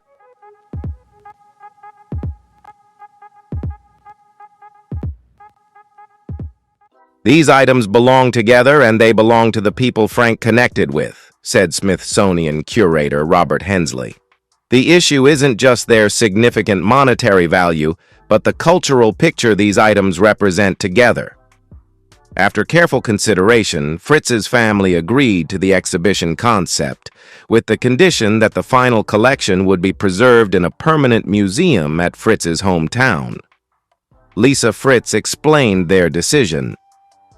"Frank spent his whole life bringing these forgotten treasures back into the light.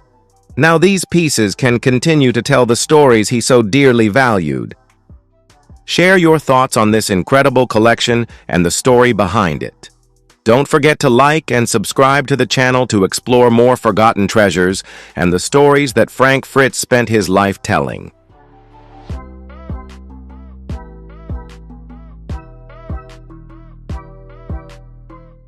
Conservation experts worked for 3 days to catalog and carefully remove each item from the storage room, recording its original placement and any accompanying notes that Fritz had included in the process. This was broadcast live on various platforms, with historical experts providing context and commentary as each new item was revealed.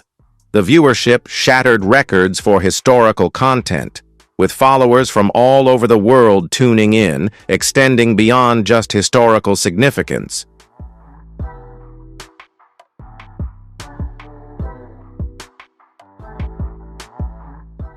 This experience revealed an aspect of Fritz that even his longtime fans hadn't fully understood. The man who spent decades exploring America's forgotten treasures had, in his final act, turned himself into one of the greatest collections.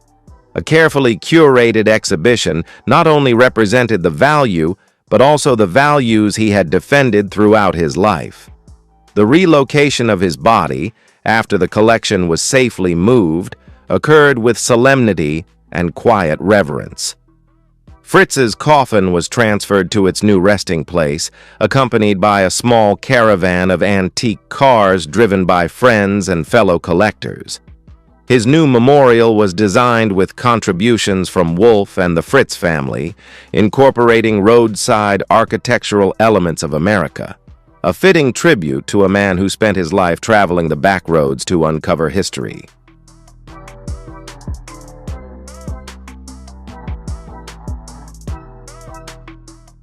In the weeks following the relocation, attendance at small historical societies and rural museums surged nationwide, with cultural commentators dubbing it the Fritz effect. People who had never before cared about historical preservation began to explore the stories of their own communities, inspired by the final collection of the picker. The magazine, carefully preserved and digitized, became a discovery. This could be one of the most puzzling car-related cases to date. Richard Rawlings and the Gas Monkey Garage team were shocked when FBI agents raided their shop in Dallas, but the story the authorities gave didn't quite add up. Was it a routine inspection or an anonymous tip-off? Or had the FBI uncovered something much more sinister hidden beneath the concrete? Stay tuned as we explore what the FBI found hidden under the floor of the old Gas Monkey shop, disturbing contradictions and shocking truths that could change everything.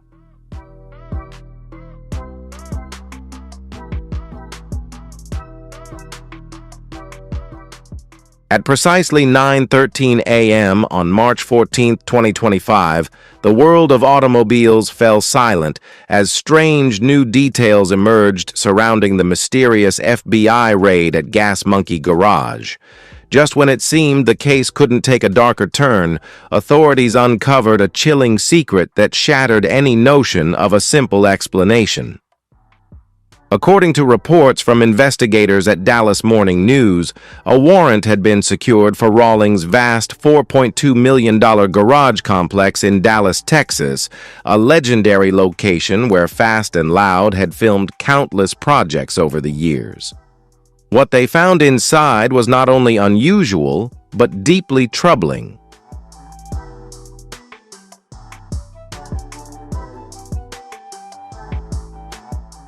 Rumors began to spread almost immediately, with some sources claiming the FBI wasn't just there for a routine inspection, they were following a tip-off about something much more disturbing hidden beneath the shop floor.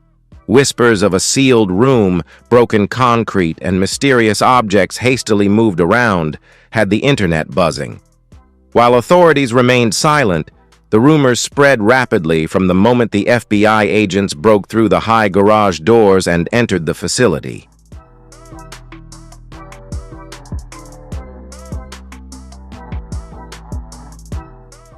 An eerie silence enveloped them, the air thick with an unexplainable tension. The garage itself felt off, like a place suspended in time. Inconsistent details, overturned cabinets, faint scratches on the concrete floor, and misplaced personal items hinted at something unreported. Then came the first bombshell, a hidden area cleverly concealed beneath part of the workshop floor that didn't align with the rest. The floor plan of the workshop didn't record anything about it. The concrete had been poured differently, creating an almost invisible seam around a 15x20 FT section. As the agents broke through the concrete surface, revealing a hollow space beneath. As the agents descended through the hole, their flashlights barely penetrated the pitch-black darkness, lighting the way.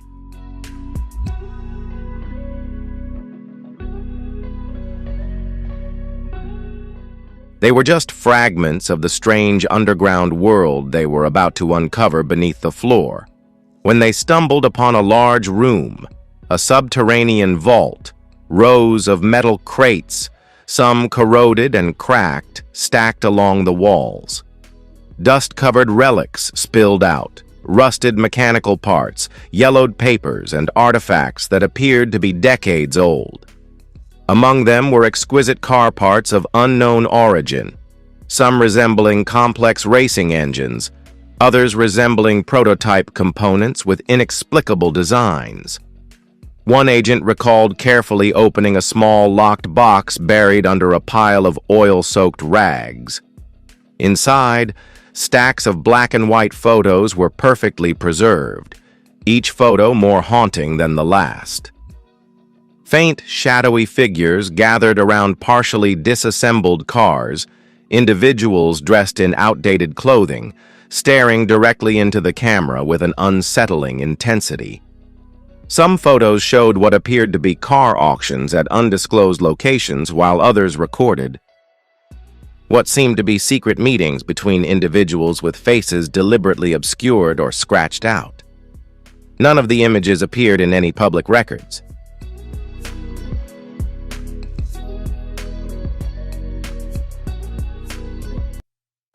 Then came a discovery that left everyone stunned. Amid the rubble was an old, worn, leather-bound journal, its pages warped by time, filled with messy handwriting. Some entries were so smeared they were unreadable, but what they could decipher hinted at something unfathomable. The references to vehicles collected were only described in fragmented details and mentioned the original. A name appeared several times. The writer, whose identity remains unverified, described disturbing situations, strange sounds from beneath the garage at night, and a growing fear that he was being watched.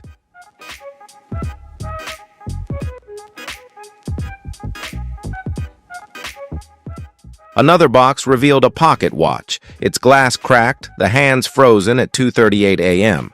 Beside it was a rusted metal key and a small pouch containing unusual car badges that didn't match any known manufacturer. There was also an exquisite silver medal, its surface tarnished. When agents finally polished it, they found an engraving, Motorworks 1932, with a symbol resembling an eye inside a gear. Tension escalated when agents discovered a metal hatch embedded in the concrete wall at the end of the room. It was corroded and sealed with a heavy industrial lock. No handle, no clear way to open it. The door looked much older than the garage itself.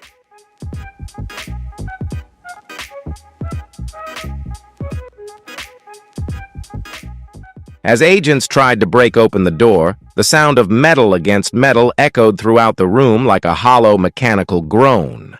The FBI refused to comment on whether they found anything beyond that door, and numerous rumors erupted online. Some believed the underground space was connected to a complex network of tunnels dating back to Prohibition in Dallas, or perhaps something even more sinister. Others suspected the hidden door concealed evidence of a cover-up so massive that revealing it could shake the world of automobiles to its core.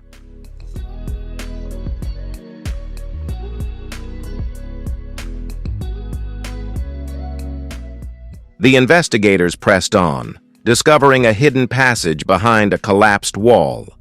Strange mechanical diagrams lined up inside, spirals, patterns, and geometric shapes that matched engine parts, but none aligned with known designs.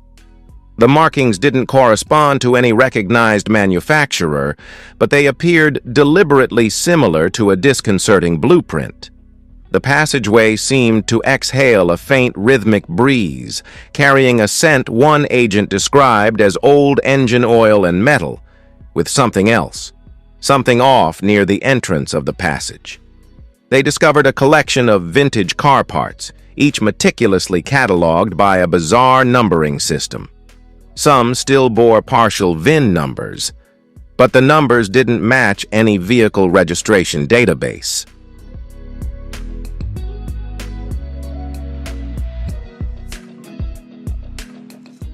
One solitary message was engraved on a surface, not from this line. The deeper the investigators dug, the stranger the findings became. Buried beneath the rubble was a collection of glass jars filled with unidentified substances, some crystalline, others dark, viscous solids. Chemical analysis is still ongoing, but early speculation suggests these compounds could be fuel or experimental oils, challenging conventional automotive science. Among the jars was a torn piece of paper written in shaky handwriting.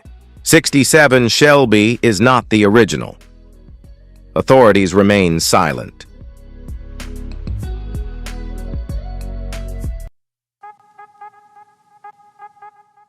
The statements made, carefully phrased, only fueled speculation. The garage remained sealed off, guarded day and night. Former staff were reportedly instructed not to speak to the media, leaving no comments or traces of their knowledge.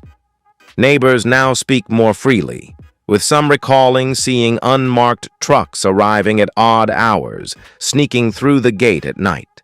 Others swear they heard engine noises echoing from underground, like engines running and metal clashing long after the shop had officially closed for the day.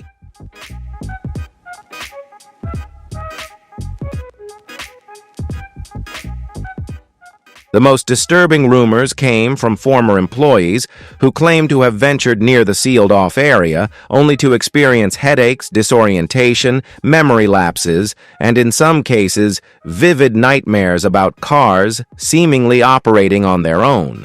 The mystery was not just deeper, but moving into something far darker than anyone imagined. Each new revelation felt more like a warning than a breakthrough. One thing was clear. Whatever lay beneath that garage floor was never meant to see the light of day, and now it might. But why did authorities initially present a different story?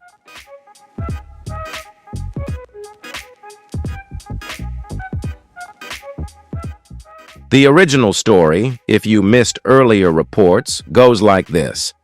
Experts initially told us that Fast and Loud star Richard Rawlings and his Dallas garage were under investigation for alleged involvement in VN and possibly violating import laws. The raid was described as part of a broader effort by multiple agencies targeting counterfeit auto parts across the Southwest. Rawlings was reported to be cooperating, telling the media that he had nothing to hide and any abnormalities could be paperwork errors from his rapid acquisition process. He still maintains his innocence while allowing full access to his records and inventory.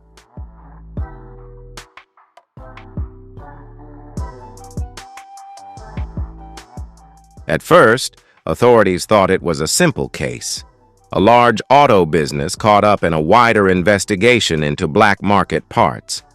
But as more details emerged, the story began to unravel.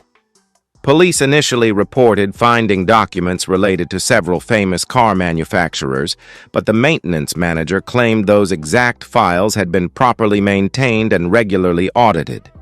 Two conflicting accounts. Which one is correct? The theory of counterfeit parts collapsed.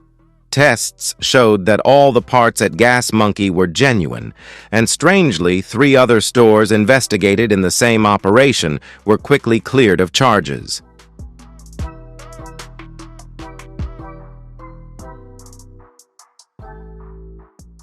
Then came one of the most disturbing discoveries.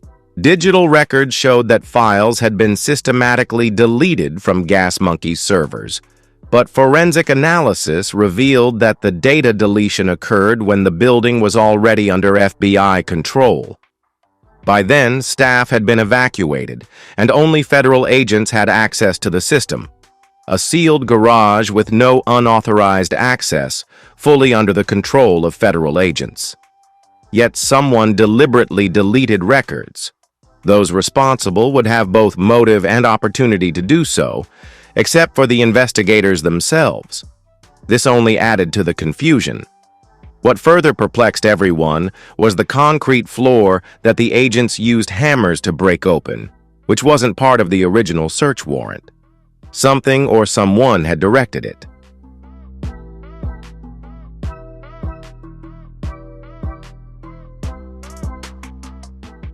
They specifically focused on that floor section, a detail missing from all the official reports.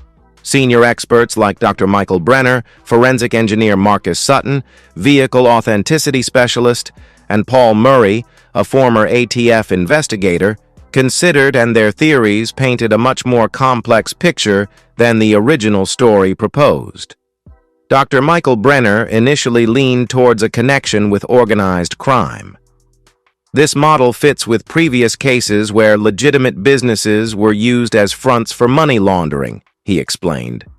But when evidence showed no signs of organized crime involvement, he shifted to another theory. We might be looking at something historical, sealed off decades ago and forgotten, Brenner proposed.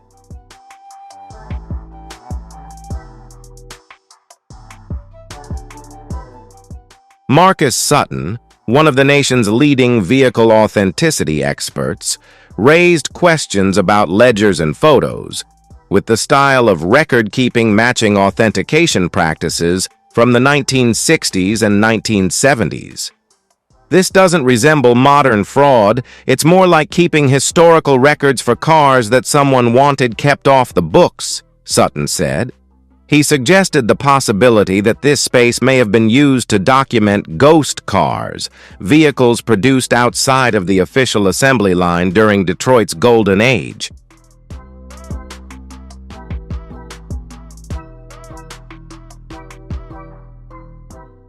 Paul Murray, who spent 25 years investigating auto crimes for the ATF, emphasized the sophisticated nature of the hidden room, not hastily built. He observed the concrete ventilation system, document preservation methods. This was built by specialists with the intention of keeping secrets indefinitely, Murray said. He went further. If this isn't a modern criminal operation, what is it preserving? And why is it sealed so thoroughly? Murray raised the most uncomfortable question. If Rawlings discovered this space during renovations years ago, did he intentionally seal it off? And if so, why keep it secret? What are we really to believe when we're getting conflicting information from the authorities? The crazy part is, if you dig deep enough, everything becomes even stranger.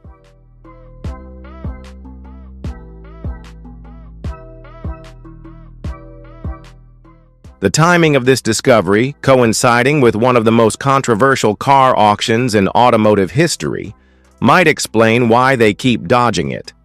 Could the Gas Monkey garage raid be to cover up something entirely different? The connection to Barrett-Jackson over the years, the high-end collectible car market, has become the focal point of endless rumors. People believe that some of the most valuable cars sold at prestigious auctions like Barrett-Jackson have questionable origin stories, with serial numbers that don't actually match those of celebrity-owned cars, fabricated histories, and fictional racing pedigrees. But in 2024, before any major scandals could break, some top-tier authenticity experts retired, changed careers, or mysteriously withdrew from public life. These were unofficial personal decisions, but many in the automotive industry don't buy it. Several theories have erupted, and some believe certain people hold power in the world of car collecting.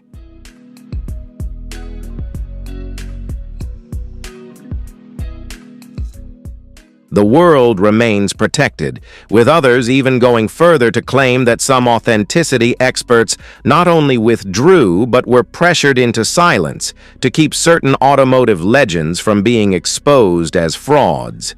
There's no solid evidence to back up these claims, but that hasn't stopped people from digging deeper.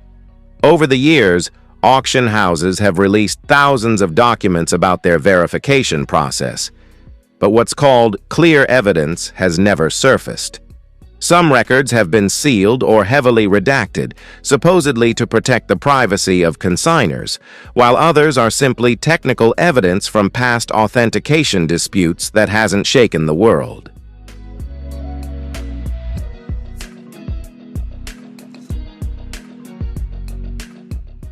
However, just days before a major Barrett-Jackson auction featuring multi-million-dollar cars linked to 1960s racing legends, the FBI raided Gas Monkey Garage. Many believe that Rawlings had grown tired of the secrets of the car collecting market and was building a case file to expose vehicles with questionable histories. Did Rawlings or his team accidentally discover something that made Gas Monkey a target? If the raid is somehow connected to the upcoming auction, the implications are truly frightening. Rawlings isn't just another TV car builder, he's a powerful voice in an industry closely linked to wealthy collector groups.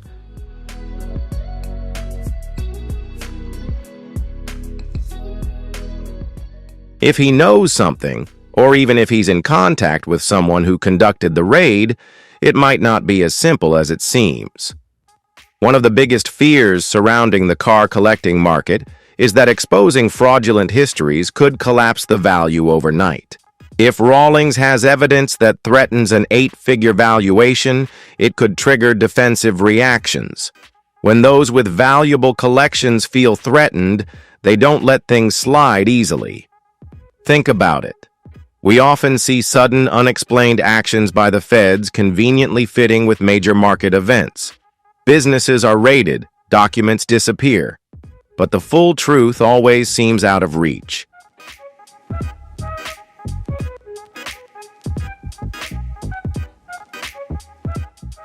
If the Gas Monkey Garage raid wasn't just a coincidence, it could be a warning shot for anyone else considering speaking out. Stay silent or you'll be the next one. Of course, this might just be speculation. Perhaps Rawlings doesn't know directly about auction fraud, but what if someone close to him does? If Rawlings knows too much due to involvement, then in that case, the raid wasn't meant to stop him, but to protect the evidence before it could become publicly damaging in a much larger cover-up.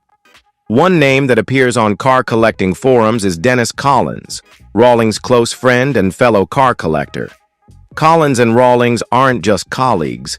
They're lifelong friends who started together in the car world, broke cannonball records together, and remained close even after they became famous.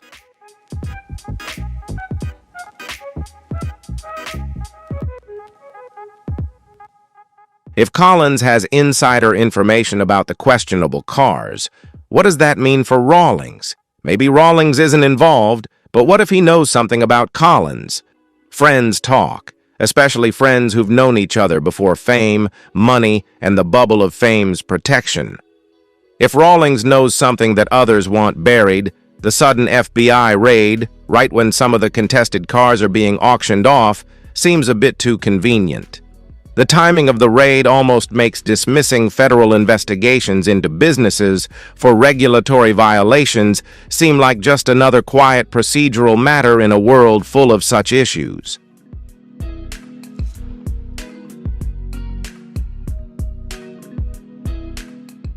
So, should we quickly accept these secrets? The hidden car discoveries really make us think. And to be honest, mysteries like these are quite common in the car world. The first name that comes to mind for many is Briggs Cunningham Corvettes.